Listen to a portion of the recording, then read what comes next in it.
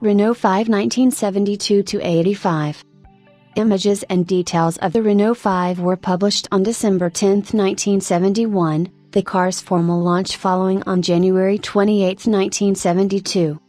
The Renault 5 was styled by Michel, who designed the car in his spare time, outside of his normal duties.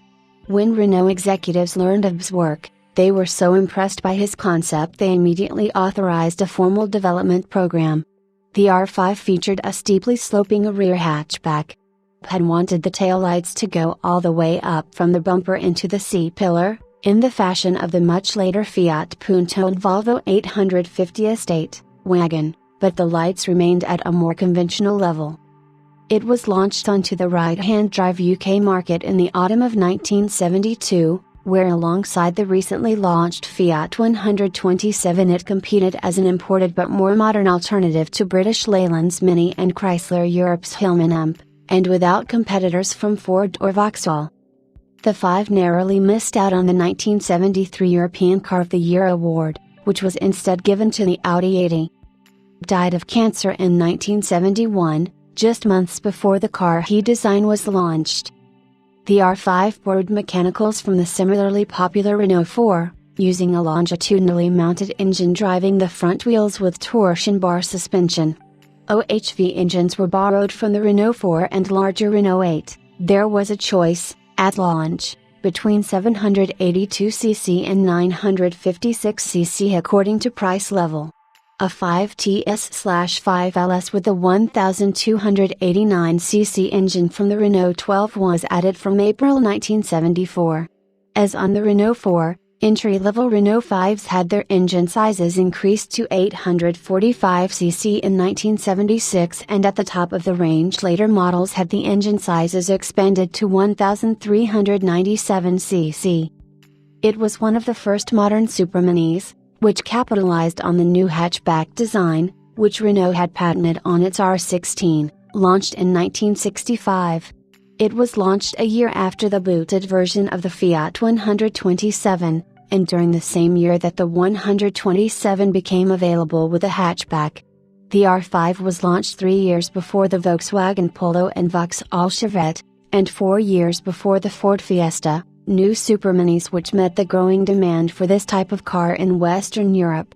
British Leyland was working on a new modern supermini during the 1970s, but the end product, the Austin Metro, was not launched until 1980.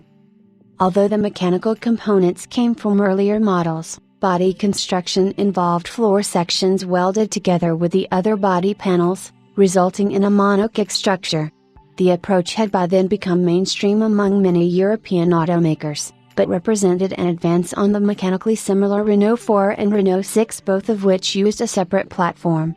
The monocoque structure reduced the car's weight, but required investment in new production processes. The GTL version, added in 1976, featured a 1,289cc engine tuned for economy rather than performance. The 5 GTL was distinguished from earlier versions by thick polyester protection panels along the sides. The Renault 5 was targeted at cost-conscious customers, and the entry-level L version came with the same 782cc power plant as the cheaper Renault 4 and drum brakes on all 4 wheels. In 1972, it was priced in France at below 10,000 francs. However, for many export markets the entry-level version was excluded from the range and front-wheel disc brakes were offered on the more powerful 956cc Renault 5 TL along with such attractions under the bonnet, hood as an alternator, and in the cabin reclining backrests for the front seats. From outside the TL was differentiated from the L by a thin chrome strip below the doors. The early production R5 used a dashboard-mounted gearshift, linked by a rod which ran over the top of the engine to a single bend where the rod turned downwards and linked into the gearbox, which was positioned directly in front of the engine. A floor-mounted lever employing a cable linkage replaced this arrangement in 1973. An automatic version, with the larger 1289cc engine, was added in early 1978. At the time, the automatic usually represented just under 5% of overall Renault 5 production. Door handles were formed by a cutout in the door panel and B-pillar. The R5 was one of the first cars produced with plastic, polyester and glass fiber bumpers, which came from a specialist Renault factory at Dreux. These covered a larger area of potential contact than conventional car bumpers of the time and survived low-speed parking shunts without permanently distorting. This helped the car gain a reputation as an outstanding city car, and bumpers of this type subsequently became an industry standard. The R5's engine was set well back in the engine bay, behind the gearbox. The passenger compartment is remarkably spacious in comparison to other modern, small European cars.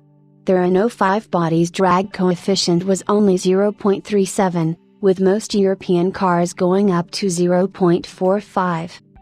Other versions of the first generation included the four-door saloon version called the Renault 7 and built by Fossa Renault of Spain, where virtually all examples were sold. A five-door R5 was added to the range in 1979, making it one of the first cars of its size to feature four passenger doors. The three-speed automatic, which received equipment similar to the R5 GTL but with a 1289cc, 55 bhp, engine, a vinyl roof, and the TS front seats, also became available with five-door bodywork.